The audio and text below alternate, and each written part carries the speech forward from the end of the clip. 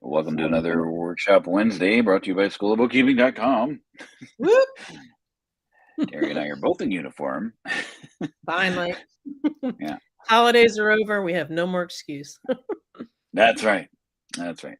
And so today we're going to be talking about, best practices with regarding to setting up fleet cards or, credit cards that have multiple card holders.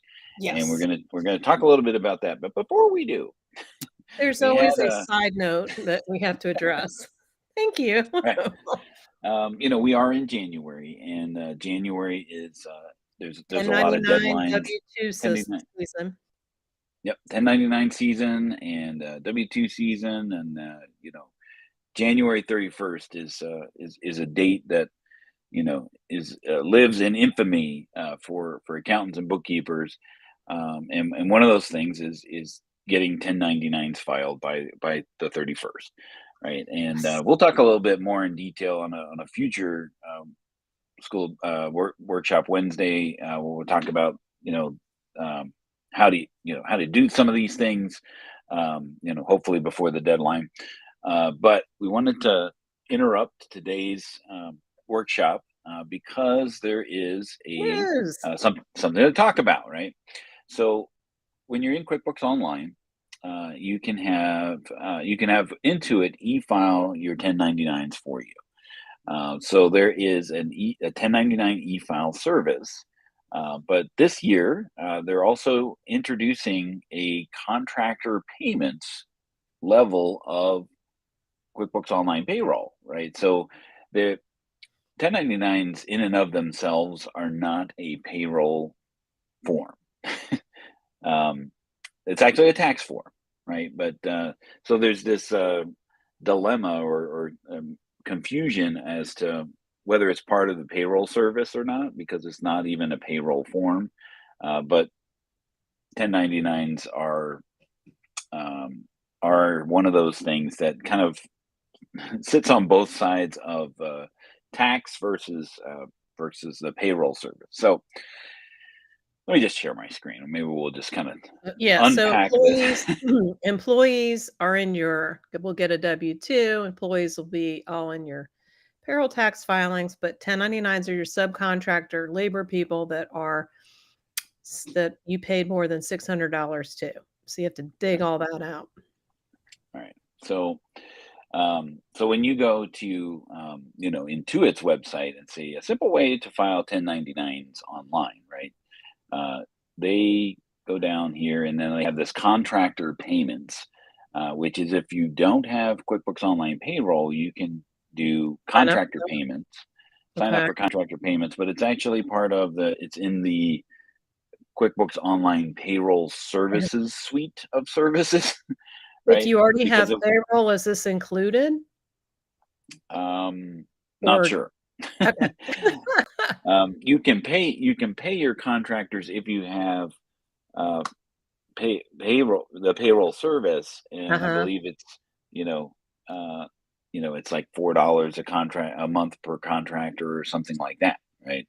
But if you only have there it is over here, payroll or payroll core. So over here, if you have the payroll service, you pay the payroll services, and then for the employee and or contractor, it's still expensive. It's the monthly service or monthly. Each person listed will have a fee per month. Okay. Yeah. exactly. So, per so if you have payroll service, it's $5, and per then if you have employee. Per per premium employee. and elite, then it's 8 or 10, right? But if you don't have the payroll service, you can use the contractor payments, which is $15 a month uh, after the introductory period, and then that Yeah, I always like includes that. 20 contractors with a $2 surcharge after 20, Okay. right? So hopefully that clarifies that. But, okay, Uh, here's my question. If you hadn't signed up for that, then there's mhm. no way that they're tracking what you've done. Yeah, So, exactly. So you yeah, have to then go you back in time and yeah. do So something like last we do. year's yeah. So Yeah. last year's 1099 is not necessarily the best thing to try to do that for the prior year, right? So, but the nice part is that they e-file unlimited 1099s when you're using this service. Also, with your payroll, it does e-file your 1099s for you, so you Okay. don't have that to concern yourself with. Now, if you're not using any of these services and you want to e-file or prepare your 1099s for the prior tax year, you certainly Yes. can. And then by going into the vendor center and then clicking prepare 1099s, you get this, right? True. Okay. And then there's this is You where the definitely confusion do not want to order a kit and print and mail. right Not these you days, not when you can do it e-file. right. So the 1099 e-file service is an a la carte service that you would pay typically every year, and then you map your 1099 payments to the vendor and set them up, and it will print and file, mail and print, potentially print on plain paper as well. So when you click on this important offer details and disclaimers, right? So let me see if I can make this bigger. There we go. Oh, This we're guy running out of here, time, Dan. We got till January 27th. right? So if you do this before the 16th, this pricing here, don't take this for gospel because that's what we're here to talk about. There's a lot of confusion about the pricing of this service. This says it's $12.99, includes the first three forms. Forms 4 through 20 are $2.99, and then forms 21 and up are free. That's not true, because when you go down here, how much does this cost? Before January 16th, just exactly the same thing that it said earlier. The early bird discount gives you the first for first three forms for $3.99. Forms 4 through 20 are $3.19, and then Gotta get forms out your 21 and calculator. up are $1.19 each. Right. So Aha! I told Devil's in the somebody, details. right. I told somebody this, right. So like, oh, it's right here, right. So this is, if you do it Oh, before the 16th, uh, it's 12.99 plus 2.99 each.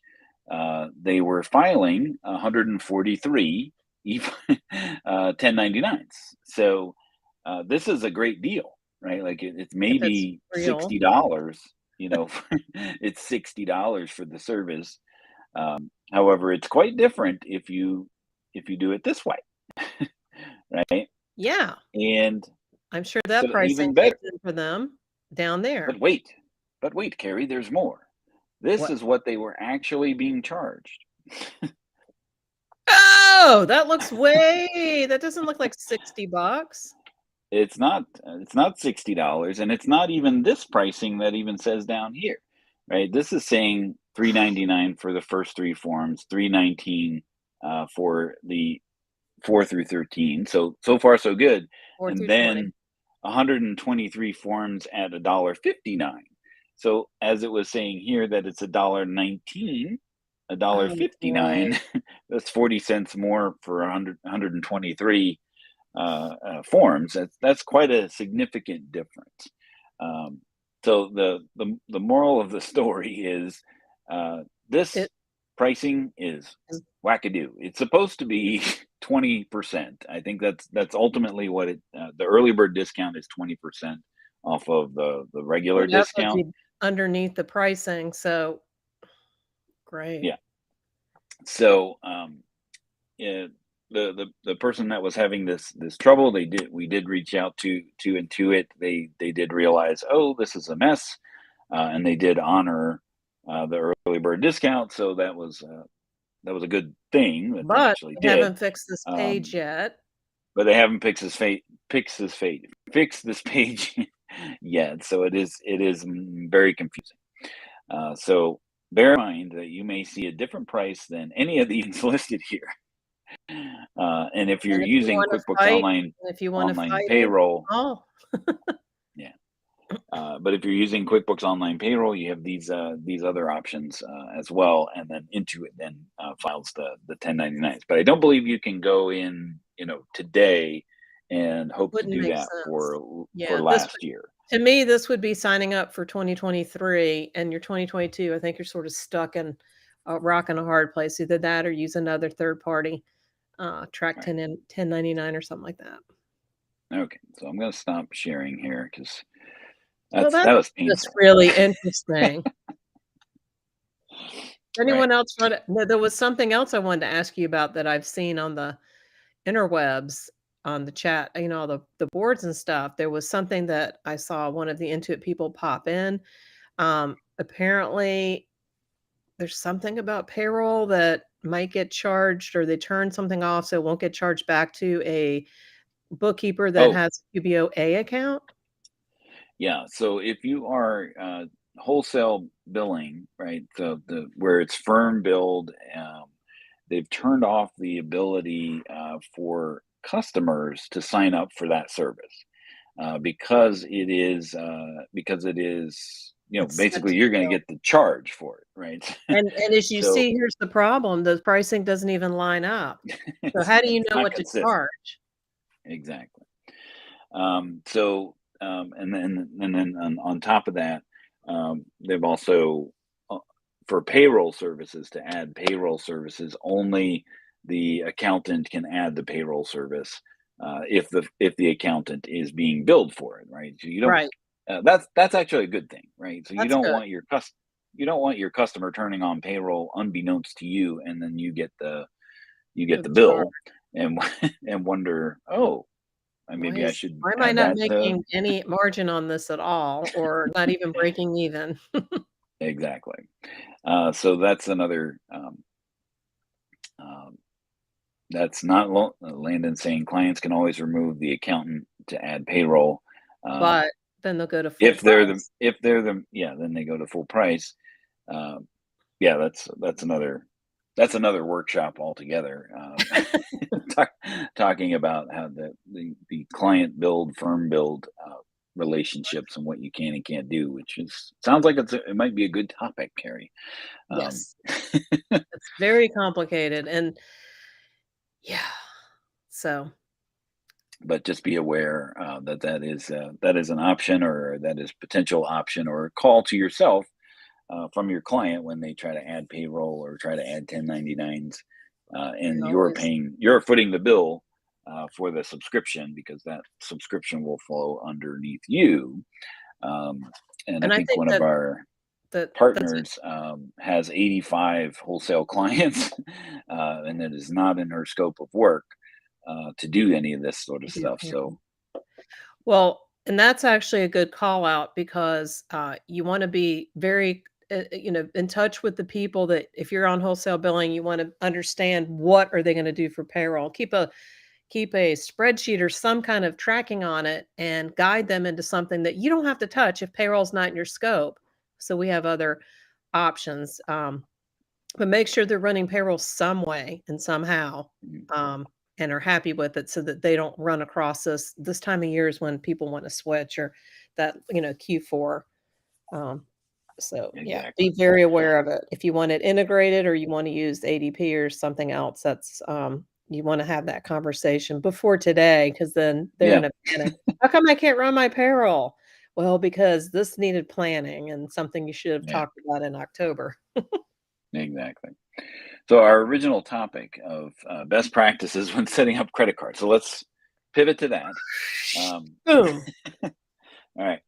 So the situation here is that most companies, when they're dealing with a credit card situation, is they'll have a main account with bank Parent, X, parent. whatever that happens to be, and then they're going to have cardholder individual cards for their employees, where they have it, underneath, right? And Right. Carrie, what the situation is typically, I've the got a client. reality of the Yeah. So I've got a client that we both were, working with that was asking about this. We haven't done the project yet, but just, it's a firm that does landscaping. So they do that monthly maintenance and they also do projects. And he was trying to keep those two divisions in, track by class in his QBO. And what he wanted to do was to track those individual cards by employee. So one of his employees was head over maintenance and the other was head over project work. So then what he wanted to do was to be able to create bank rules underneath those children. So each employee is the child parent-child relationship, and if it was all lumped into one card, you lose that visibility. So he wanted to specifically separate that out so that he could create rules under employee A that it goes to this class and get that up, and then the other one would go to the other. But the problem is what? The payments, when you make a payment on a Mm, corporate card, fleet card, or whatever you call it, where there's a lot of children, you don't want to have to do $50 was on employee A, 75 was on employee B, and so forth. So, the suggested method is to add an extra card to run all those payments in and out of that aren't attached to an employee.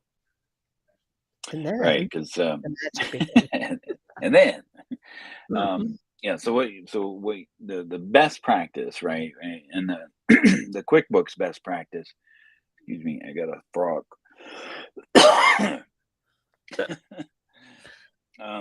I meant to hit mute. Sorry. Oh, whoops. The the best practice is you set up your bank account, whatever that happens to be, your Chase or Bank of America, whatever the financial institution is, as the Parent. parent account on the chart of accounts, and then any individual cardholder is a sub account of that parent.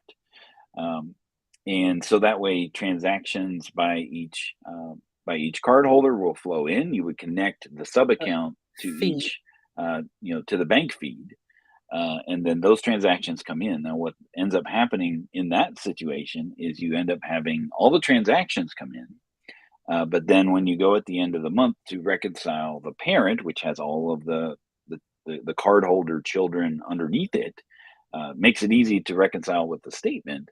However, what about that darn payment, right? Because because when you pay, you're going to pay that lump sum, right? Or Right. you know Or a if you portion, if you whatever if you you're do carry a balance, right, you're just going to pay a portion of that. So what ends up happening? What ends up happening? I landed. What ends up happening is that all of your payments post to the parent, and none post to the children.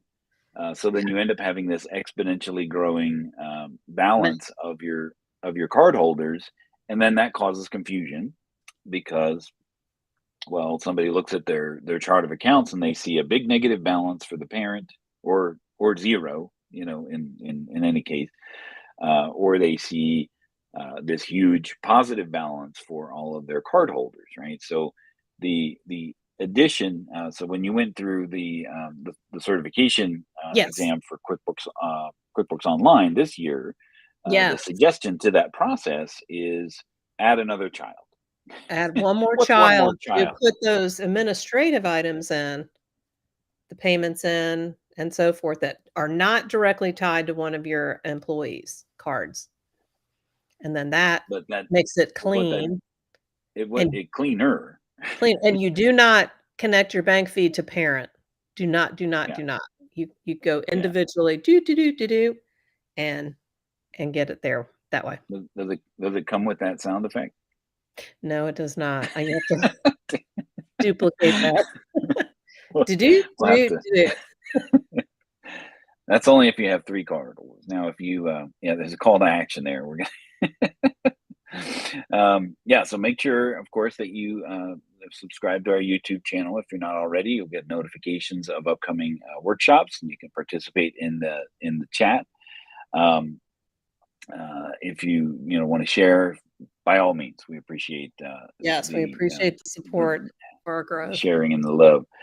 Um, then, what was I gonna, so we're when you have another child that is where you put all your payments on, here's what I see, happening here is you're Yep, gonna you're have seeing that in the negative future. a big negative balance, for all Yeah, your payments, and then you're still gonna have the large, you know, the positive balance moving forward.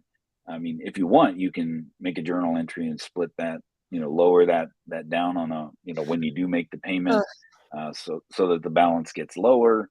But ultimately, what happens is all of your children, all of the sub accounts, plus that additional, you know, negative balance of the payment account, will flow into, and you'll see the true balance of your credit card collapse. on the line. Yeah, I Yeah, guess so collapse if you collapse. your balance sheet. Yeah, there's always a nuance with these fleet cars, and they're like, "Oh, we figured it out," but like you say, you just saw into the future. Yeah, Yeah. so So now, next week when well, we're going to have File come on and join us for a few weeks, where we're going to be talking a little bit about expense management and this managing kinda cards. your expenses. They have actually come up with a way that you don't have to do that. It's Uh, not done inside, it's done it's not it's not done inside of QuickBooks, because it's not reliant on the bank feeds, but the children and are those managed types of things. in a different way, in a better way, Right. so So we'll talk about that next week, with when File comes in, and then we'll talk in general. You know, some of the business workflow challenges that come up with managing your expenses. and Um, and this and one go ahead. is this particular, visitor that we're bringing, they're QBO only, correct? Yes, Okay. yeah, they are looking at integrating with desktop, but of course that's always a, well, do we have enough to justify that? Yeah, it's very confusing, but there we are. All right. So, we'll hopefully see you all next week, on the quick work, or sorry, the School of Bookkeeping Workshop Wednesday. I don't even know what day it is. He doesn't It's know where he is. School bookkeeping. there. It is. Uh, it's on my shirt. Oh, here we go, there we go. Thank you, Landon. Gotta Yeah. keep us straight here. We forgot what day it is. So we'll see you next week on another Workshop Wednesday, and we hope you all have a great day. Have a great week. See you next week.